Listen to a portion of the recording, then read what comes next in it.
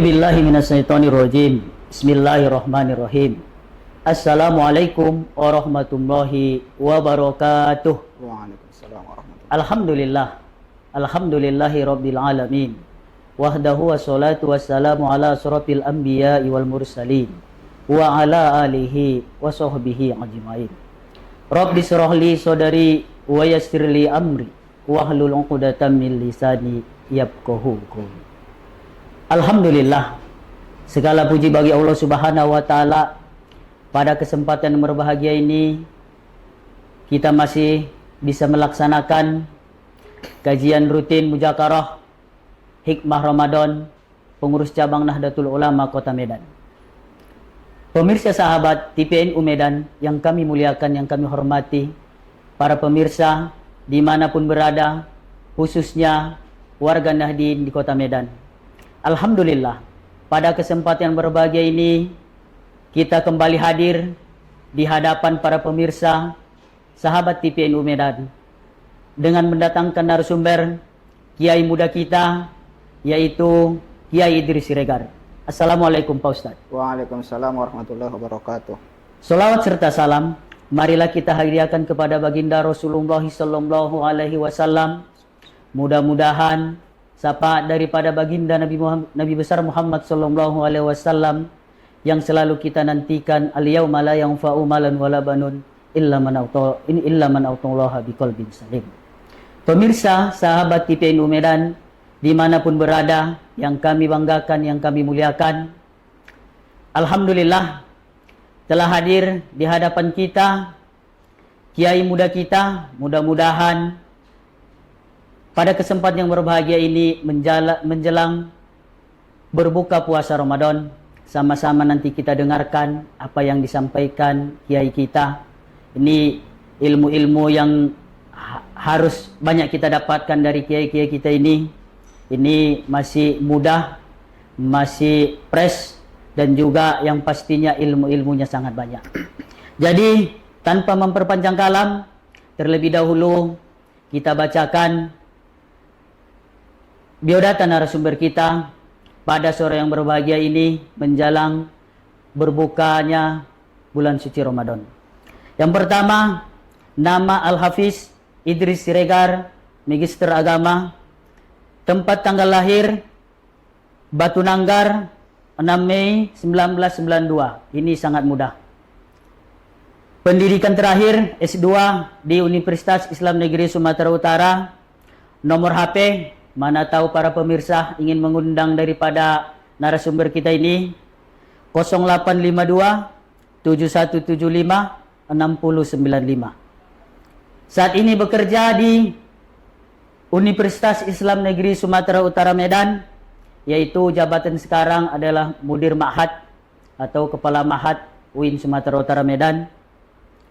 Riwayat organisasi, Wakil Khatib Pengurus Cabang Nahdlatul Ulama Kota Medan. Assalamualaikum Pak Ustadz. Waalaikumsalam warahmatullahi wabarakatuh. Mudah-mudahan hari ini ilmu yang bisa didapatkan pemirsa, sahabat pemirsa TPNU Medan bisa diamalkan dan juga bisa didapatkan sehari-hari, sehingga ilmu-ilmu yang dipaparkan Al-Ustadz bisa kami amalkan dimanapun berada. Amin. Jadi tanpa memperpanjang kalam Ustadz, adapun temanya pada hari yang berbahagia ini, yaitu amalan-amalan dalam Lailatul Qadar. Kalau kita lihat bagaimana Lailatul Qadar ini adanya 1 tahun, itu pun yang ada pada bulan suci Ramadan. Kalau kita lihat firman Allah Subhanahu wa taala yang berbunyi, Bismillahirrahmanirrahim, inna anzalnahu fi lailatul qadar.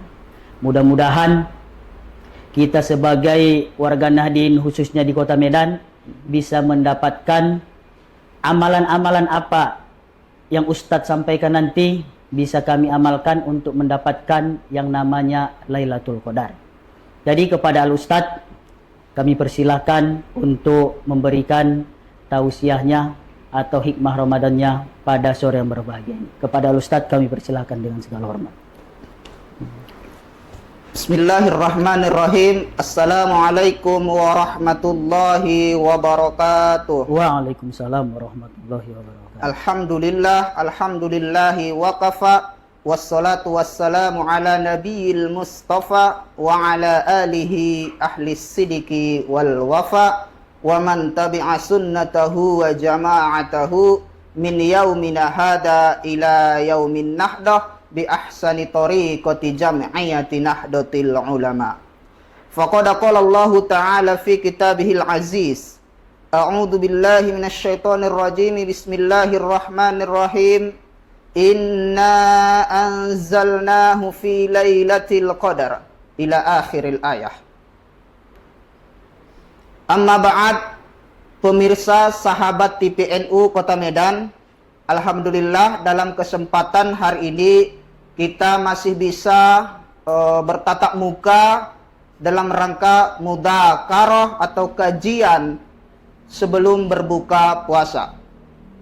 Kemudian salawat dan salam ke arwah Kanjeng Baginda Rasulullah sallallahu alaihi wasallam, suri teladan umat yang kita harapkan syafaatnya di yaumil mahsyara nanti.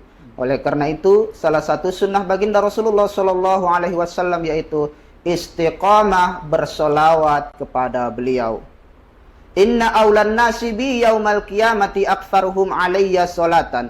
Sesungguhnya orang yang pertama sekali dibangkitkan bersamaku dan dikumpulkan bersamaku kelak pada hari kiamat yaitu aktsaruhum alayya salatan, yaitu yang paling banyak bersolawat kepadaku, kata Baginda Rasulullah sallallahu alaihi wasallam. Kita sebagai warga Nahdliyin khususnya Kota Medan, maka janganlah kita bosan-bosan untuk selalu bersolawat kepada beliau, menghidupkan majelis-majelis solawat khususnya di Kota Medan ini. Dan itu juga adalah sekaligus daripada tradisi kita sebagai warga Nahdliyin. Sahabat pemirsa TPNU Kota Medan, tema kali ini yang diberikan moderator kepada saya yaitu amalan-amalan Lailatul Qadar.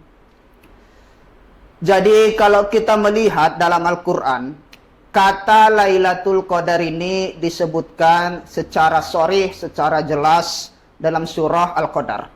Ini masyhur. Kita warga Nahdliyin, bahkan masyarakat umum pun pasti pernah mendengar nama surah Al-Qadar ini dan juga yang disebut dengan Lailatul Qadar ini. Ini masyhur, tidak bisa dipungkiri. Inna anzalnahu fi lailatul qadar, sesungguhnya kami, kata Allah, menurunkan Al-Quran pada malam Lailatul Qadar. Sahabat pemirsa TPNU Kota Medan, Lailatul Qadar ini adalah malam yang diturunkannya Al-Quran. Al-Quran untuk pertama sekali diturunkan daripada Lauh Mahfuz ke Baitul Izzah atau langit dunia itu tepat pada malam Lailatul Qadar. Oleh karena itu, awal penurunan daripada Al-Quran itu penuh dengan keberkahan, penuh dengan kemuliaan, maka inilah yang disebut dengan malam Lailatul Qadar. Kemudian kalau kita melihat lagi Al-Quran, surah Al-Qadar itu di sana disebutkan khairum min alfi syahr. Ini 1000 malam. Satu malam Lailatul Qadar itu lebih bagus, lebih baik daripada 1000 malam. Kalau kita melihat penafsiran para ulama-ulama kita, khususnya ulama Sunni, di sana menjelaskan itu 1000 malam itu batas minimal. Andai kata Allah berkehendak untuk membalas malam Lailatul Qadar itu dengan 1000 juta malam, itu boleh, sah-sah saja. Namanya kun fayakun daripada Allah Subhanahu wa taala. Tapi itu hanya batas minimal.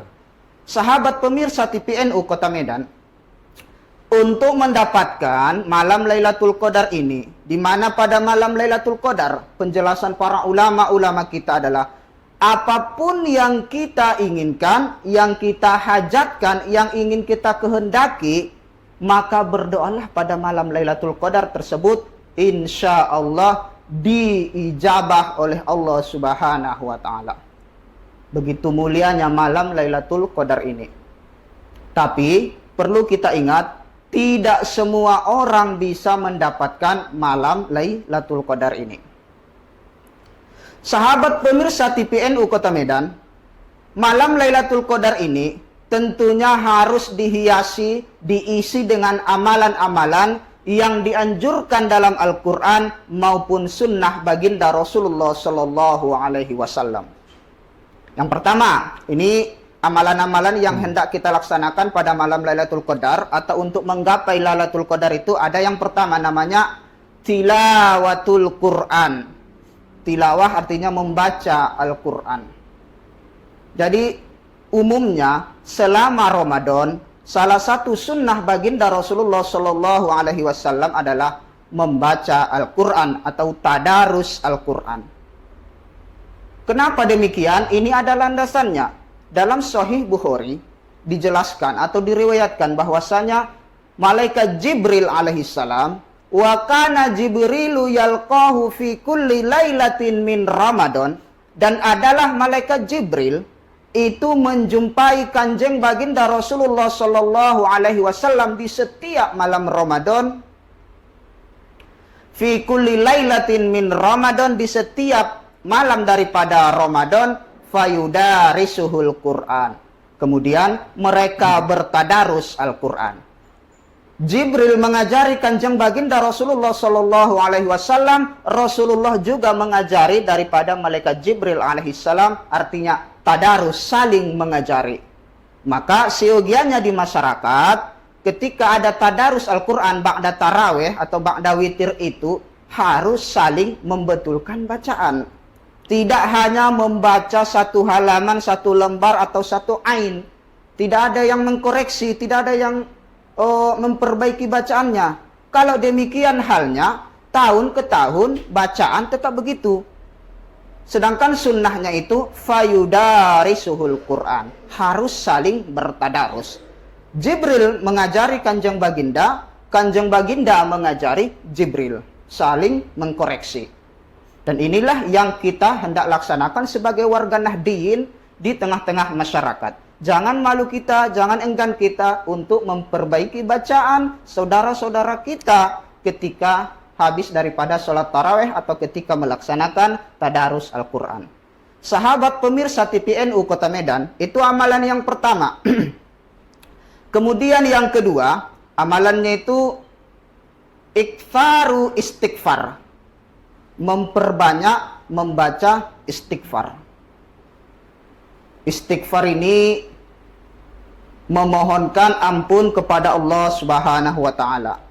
Mungkin kita semua tahu bahwasanya di bulan suci Ramadan ini ampunan daripada Allah Subhanahu wa taala diberikan kepada hamba-hambanya yang meminta ampun kepada Allah Subhanahu wa taala. Sahabat pemirsa TPNU Kota Medan, itu iktsaru istighfar yang kedua. Kemudian yang ketiga yaitu tulus shalah.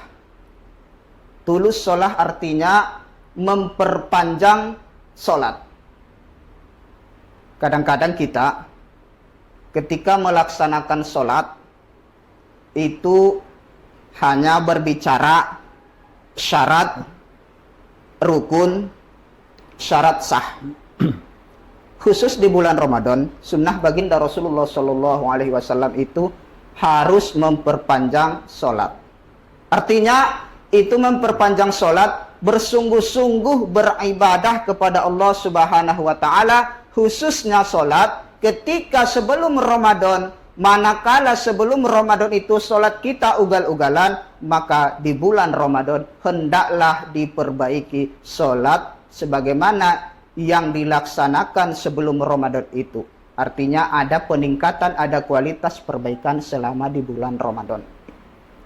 Sahabat pemirsa TPNU Kota Medan, kemudian amalan yang selanjutnya yaitu melaksanakan sholat Isya dan sholat subuh itu sama sahaja mendapatkan separuh daripada malam Lailatul Qadar. Nah, ini yang sering kita tidak laksanakan. Apalagi dalam beberapa riwayat, dalam beberapa penjelasan para ulama-ulama kita, Lailatul Qadar ini terjadi di 10 akhir malam Ramadan. Rasulullah Shallallahu Alaihi Wasallam bersabda, taharru lailatal qadari fil ashril awakhiri min Ramadan, yaitu capailah atau gapailah atau carilah. Taharru itu banyak artinya. Malam Lailatul Qadar itu di 10 akhir bulan Ramadan. Kalau kita menilik hadis ini, berpijak kepada hadis ini, jelas tidak bisa dibantah bahwasanya Lailatul Qadar itu jatuhnya 10 hari akhir bulan Ramadan. Fil ashril awakhiri min Ramadan, 10 hari akhir daripada bulan Ramadan. Tapi demikian pun para ulama-ulama kita berbeda pendapat. Imam Ibnu Hajar Al-Asqalani dalam kitab Fathul Bari menjelaskan bahwasanya kurang lebih ada 45 pendapat daripada ulama-ulama kita. Dalam artian di sini ulama-ulama sunni, ya, tidak keluar dari ulama-ulama sunni. Ada 45 pendapat tentang kapan sebenarnya terjadinya malam Lailatul Qadar ini. Jadi perbedaan pendapat itu sebenarnya hal yang biasa sejak masa lalu.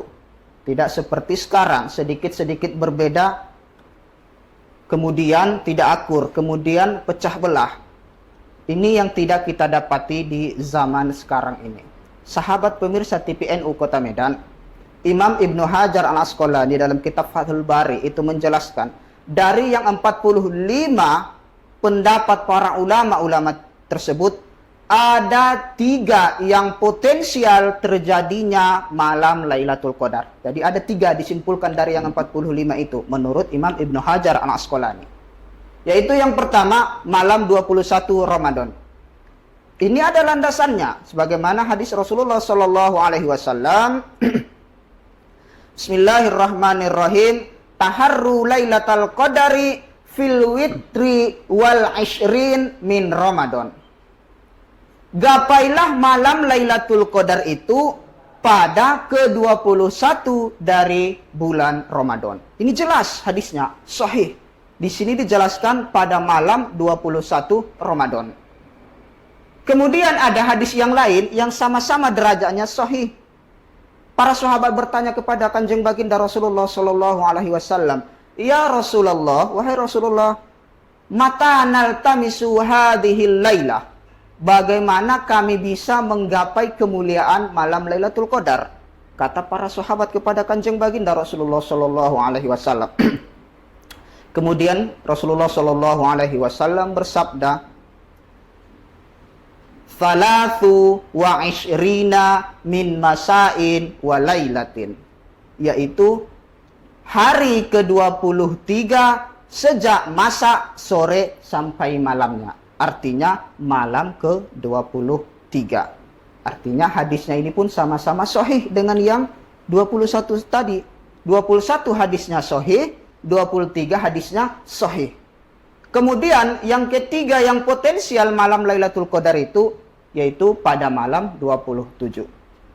Ini masyhur di kalangan kita. Bahkan kalau kita lihat di kampung-kampung itu malam 27 itu apa ya? Menyalakan lilin istilahnya. Kalau daerah kita ini, daerah Sumatera Utara itu marlilin namanya, anak-anak itu. Itu malam 27. Kenapa itu? Itu bukan suatu perkara yang bid'ah, tapi itu perkara yang sunnah. Artinya, kalau kita meyakini pada malam 27 Ramadan tersebut, turunnya pertama kali Al-Quran, di mana Al-Quran itu adalah sebagai pembawa nur, pembawa cahaya ke muka bumi ini. Maka dilambangkanlah ia lilin tersebut yang memberikan cahaya. Jadi tidak perkara yang bid'ah, tapi perkara yang sunnah. Sahabat pemirsa TPNU Kota Medan. Sahabat Ubay bin Ka'ab bertanya kepada Rasulullah Shallallahu Alaihi Wasallam, wahai Rasulullah, kapankah sebenarnya malam Lailatul Qadar itu terjadi? Rasulullah Shallallahu Alaihi Wasallam menjawab, Lailatul Qadar itu terjadi pada malam 23. Kemudian Ubay bin Ka'ab ini menyelayah atau menyangkal. Wallahi inni la a'lamu Lailatul Qadri bi qiyamiha. Wallahi, ini Ubay bin Ka'ab, sahabat.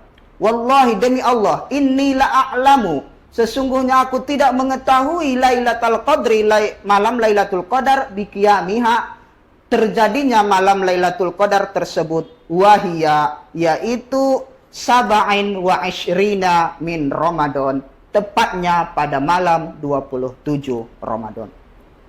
Ini hadisnya baik yang 21, baik yang 23, baik yang 27 sama-sama kategori hadis sahih.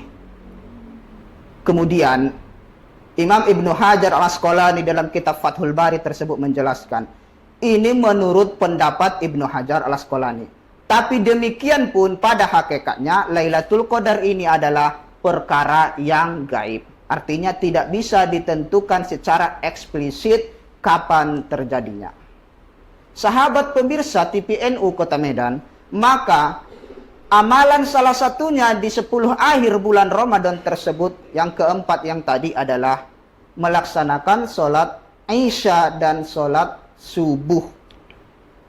Jadi kalau kita melaksanakan sholat Isya, sholat subuh, maka sama sahajalah itu mendapatkan separuh atau sebahagian daripada malam Lailatul Qadar.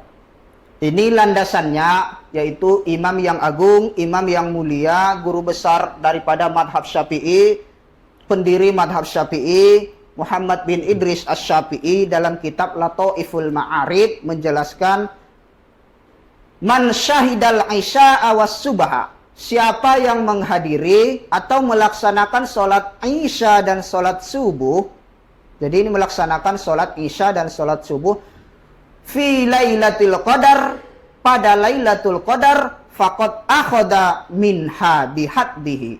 Sungguh, ini menggunakan kata-kata qad. Nanti kalau kita bahas dalam gramatikal bahasa Arab, dalam maknanya ini, maka sungguh ia telah mengambil sebahagian daripada malam Lailatul Qadar. Kadang tanda-tanda malam Lailatul Qadar kita tidak sadari bahwasanya malam ini sebenarnya adalah malam Lailatul Qadar. Kita tidak tahu tandanya itu.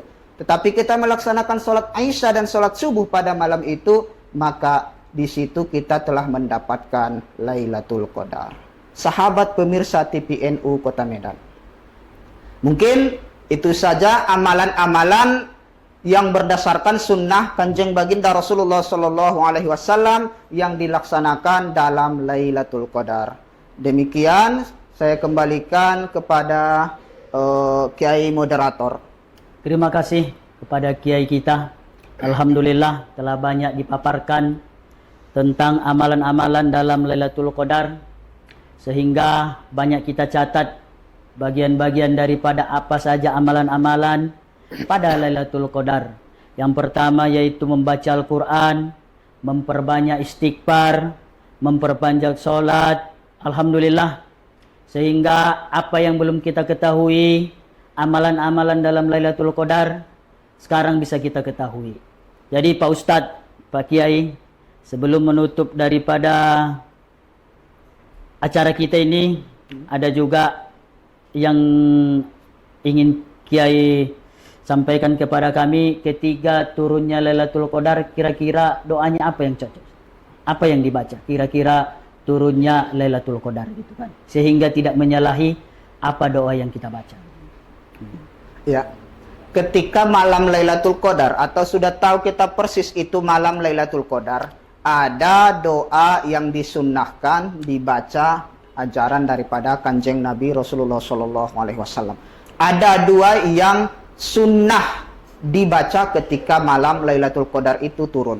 Yang pertama yaitu ini sering kita dengarkan, bahkan Bilal Taraweh sering menyebutkan, Allahumma innaka afun karim tuhibbul afwa fa'fu anna ya karim.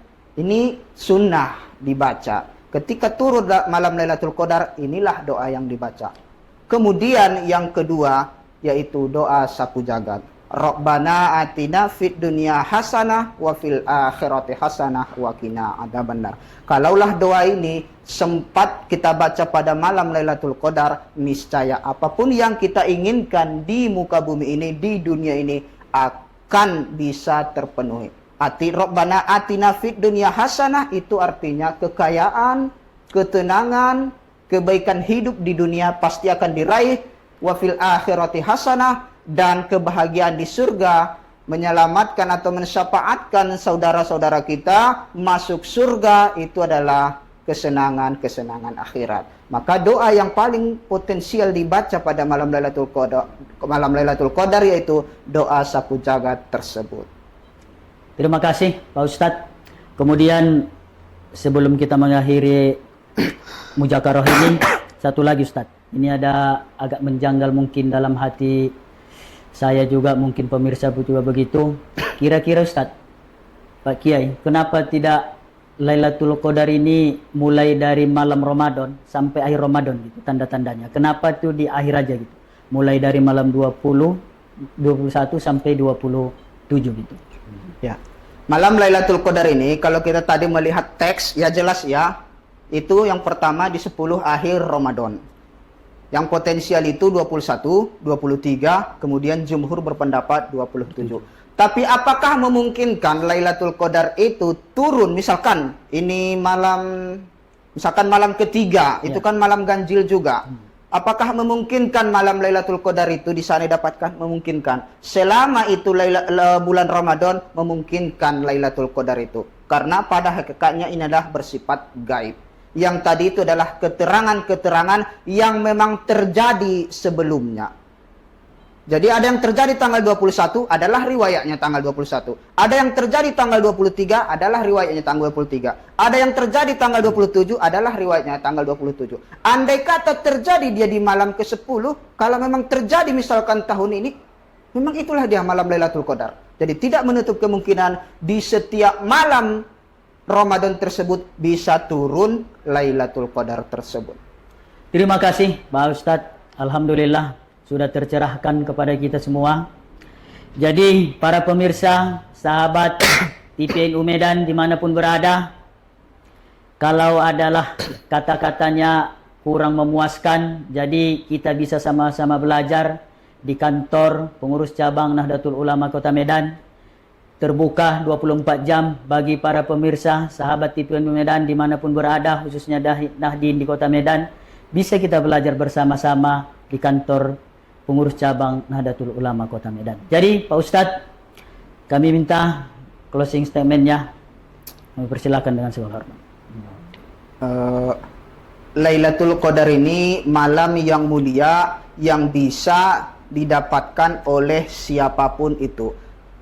Tidak harus orang yang alim, tidak harus orang yang betul-betul beribadah, tapi siapa saja bisa mendapatkannya. Kadang-kadang malam Lailatul Qadar ini bisa didapatkan oleh orang yang pas dia bangun hendak melaksanakan sholat. Jadi tidak menutup kemungkinan siapapun bisa mendapatkannya. Terima kasih Ustaz. Ya. Para pemirsa, sahabat TPNU Medan, alhamdulillah sudah kita dengarkan kata-kata al-hikmah dari Ustadz kita. Mudah-mudahan apa yang disampaikan menjadi amalan bagi kita semua. Jadi para pemirsa, sahabat TPNU Medan dimanapun berada, sungguh banyaklah amalan-amalan pada malam Lailatul Qadar. Jadi jangan kita lalai untuk mendapatkan Lailatul Qadar sehingga kita tidak merugi dalam bulan suci Ramadan ini. Jadi saya sebagai pembawa acara pada sore yang berbahagia ini mengucapkan terima kasih kepada Pak Kiai. Mudah-mudahan sehat selalu, senantiasa memberikan kajian-kajian kepada kita semua, khususnya kepada Nahdien di Kota Medan. Para pemirsa, sahabat TPNU Medan, kurang lebihnya mohon maaf. Kami undur diri, sampai jumpa di kemudian hari.